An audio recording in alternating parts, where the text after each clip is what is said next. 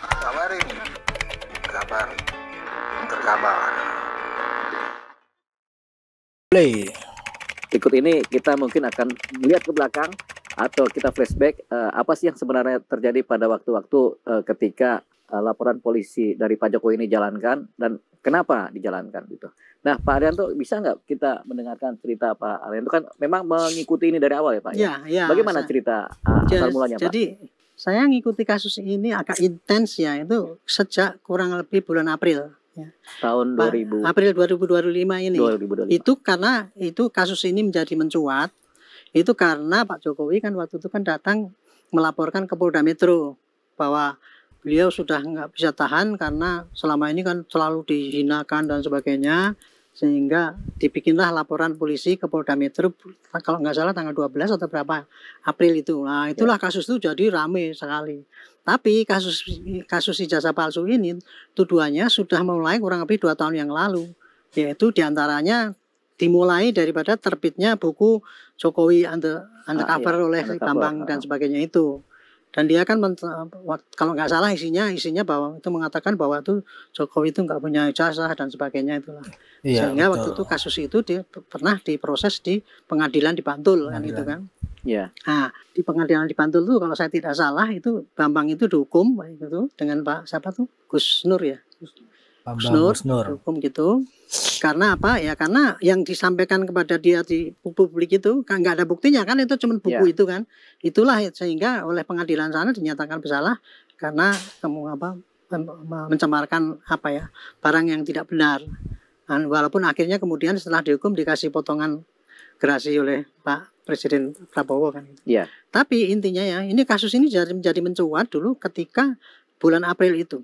Terus kemudian saya waktu itu pertama kali seingat saya di ELC ya dipanggil sana, terus kemudian saya menerangkan bahwa kasus ini saya bilang ini kasus ini pasti akan rame nih.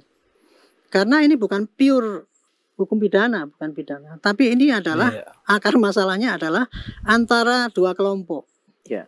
Saya sebut waktu itu kelompok pembenci Jokowi, tapi lebih tepat lagi kelompok pendendam Jokowi. Pendendam. Melawan kelompok yang mendukung Jokowi. Itu. Iya. Dan itu waktu itu sebetulnya kelompoknya masih kecil. Di luar itu ada orang yang netral, yang tidak care dengan masalah itu. Iya. Tapi kalau ini kelompok ini yang pendendam dan pendukung. Kalau kelompok yang pendendam sewaktu itu saya kelompokkan menjadi 4. Orang yang dendam dengan Jokowi itu adalah nomor 1 kelompok orang yang pernah dipecat dulu. Siapa orangnya bisa dilihat lah itu yang pernah dipecat dari jabatannya. Yang kedua kelompok dari yang organisasinya dibubarkan oleh Jokowi.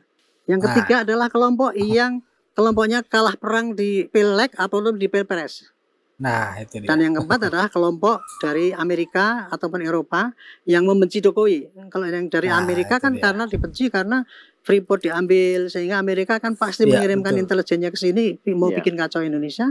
Sementara kelompok ekonomi Eropa karena kita WTO itu kan kita digugat kalah masih gitu. Intinya pasti benci dengan Jokowi kan, sehingga dia tidak menginginkan Indonesia itu baik lah gitu. Itulah kelompok itu yang mencari-cari kesalahannya Jokowi dari sekarang kan gitu. 4 kelompok ini berkolaborasi mungkin atau saya tidak tahu. Tapi di antaranya pasti itulah. Karena orang-orang yang muncul di situ yang tampil itu ada Roy Suryo, ada Hosinuddin, itu kan mewakili semua itu yang saya sebutkan itu tadi. Mungkin kalau lebih banyak lagi. Pak Arianto, Pak Roy Suryo itu mewakili kelompok yang dipecat atau? Terus kemudian yang pernah dihukum juga karena dia dulu bikin patung di Borobudur itu kan dia pernah dihukum juga. Ya itu kan pasti sakit hati dong. Ya sakit hati lah. Yang menghukum siapa? Pak Jokowi. Ya. Itu jadi saya waktu itu hanya pakai analisis tadi sendiri saya. Iya. Berdasarkan dari pengalaman saya menangani semua kasus di Indonesia ya. Ketika ada masyarakat yang ingin mempertanyakan keaslian ijazah pejabatnya terus dikriminalisasi. Nah, tanggapan Abang gimana tuh? Kalau kriminalisasi, dia bukan pejabat lagi. Iya, Pak Joko Widodo sudah landing dari udara, sudah landing. Dia sudah tidak menjabat lagi. Itu yang pertama. Yang kedua, apa sih yang dirugikan oleh Pak Jokowi pada saat dia memimpin itu terhadap kelompok mereka kalah pilpres maksudnya, gitu. Nah, kan itu kalau ada pertanyaan, Bang, ini tadi pertanyaan kan seperti itu bahwa ini sebenarnya salah nggak sih kalau melihat bukan pejabat publik lagi. Artinya Oke. kenapa baru dipermasalahkan sekarang ketika sudah tidak menjabat? Kalau dia menjabat mempermasalahkan nggak selama ini, paling 2 bulan udah masuk. Oh iya benar. Iya dong. Oh, paham ya. Ya. Itu terjadi kriminalisasi murni jadinya. Padahal proses kan. Kan itunya. Ini fair kita ngomong bahwa tidak mau dilakukan itu. Kenapa? Karena tidak mau ada Bapak Jokowi itu orang yang paling tidak suka mencampuri atau ikut campur dalam atensi di dalam proses penegakan hukum. Enggak, dia bukan tipis seperti itu. Ya, karena sebelumnya juga beliau menolak untuk melaporkan kan sebelumnya. Ya, Ada yang- sebenarnya sih beliau itu kami yang ngojol-ngojlok. Iya. Bukan beliau. Tapi kan karena Tim pencemaran kami lah, tim hukum kami lah yang Tapi beliau menyampaikan. tahu ya pada saat pelaporan Ya, beberapa terinfo. pertemuan dengan Bapak itu kami sudah dari tim kami ya. Tim kami udahlah Pak, laporin aja udah keterlaluan. Jadi bukan Pak Jokowi sebenarnya sih. Namun ya ini udah kelewatan kok. Ya nggak bisa. Artinya ini udah bukan Kelewatan sekedar banget. masyarakat yang ingin tahu dokumen, keaslian dokumen, tapi ini udah menurut Abang nih ini sudah ada motif-motif lain. Iya kelompok, bukan masyarakat awalnya ini. Roy Suryo, CS. CS. Tapi ngomongin ini. Kemudian ini berjalan kan Alan Wolf nih. Iya. Nah, ini Alan Wolf nih mereka nih, Roy Suryo. Dari tahun 2020 cuitannya di Twitter, itu kita dapatkan lah buktinya juga, kami udah serahkan juga tuh. Dari 2020 nih. Dari 2020 nih ya udah Dikemas, dikumpulin ya. diorkestrasi sama dia, dendamnya ini karena Stupa nih menganggap bahwa Pak Jokowi yang pemerintahnya memenjarakan dia tuh. Tetapi kan Ini sudah terstruktur Stupa ya. Stupa itu yang melaporkan itu bukan Pak Jokowi. Oke. Ya kan? Yang keberatan itu adalah orang-orang pemuka-pemuka agama yang beragama itu gitu loh. Oke. Bukan Borobudur itu ya? Iya, Stupa Borobudur itu loh. Iya Nah, iya iya. berawal dari situ dendamnya udah mulai ini aslinya. Ini kita bicara ini fakta, bukan ngadi-ngadi, aku bukan ngomong Ini asal motif jeplak. asli nih ya. Ini asli. Ada buktinya gitu kan? Iya dong. Sekarang ada orang dihukum karena Stupa. Nah, sampai diganjal lehernya pakai kursi roda, ya dong? Kan itu. Iya ada kan. Nah, sempat tidur di cyber PBJ juga. Di bawah. Kan itu harga diri seorang mantan Menpora. Iya. Tapi memang hobinya sih. Hobinya beliau sih. Jadi nggak bisa disalahkan juga. Itu hobi beliau, itu hak beliau. Nah, kemudian itu berjalan, terjadi dendam 2000 puncaknya ketika dia sudah selesai dalam persoalan itu, mulai deh dia mengemas itu. Nah, itu bulan Februari ya, diposting itu terus sampai saat ini di orkestra. Tadinya Lone Wolf tuh. Terus masuk tuh Rismon, masuk tuh Diva, yang lain tim Hore nih, gedebang, kan pukul, ibaratnya, oh ya, benar, ayo. Nah ini, Buat ngeramein buat ngeramein ini, oh jadi rame nih. Kemudian timbullah pemaksulan, ide-ide pemaksulan. Jadi ini bukan sesuatu yang muncul gitu aja Bukan ya. begitu saja. Hanya karena penasaran gitu. Timbullah ijazah Mas Gibran. Nah, ini semua Terstruktur banget ya. betul-betul terstruktur, rapi ya. Memang isu itu dikemas. Karena memang Dan ada yang mengemas nih. Nah, ya. Ada yang di belakang nih yang Masih ada lagi. gedebang. Ya ada itu dong. dia Ada. itu Gedebang. Ya begitulah ya Sob ya. Dendam Roy Suryo ya bisa jadi sih ya. Namanya dugaan kita kan dia tuh dendam ya sama Pak Jokowi karena dipenjara karena masalah Stupa itu ya.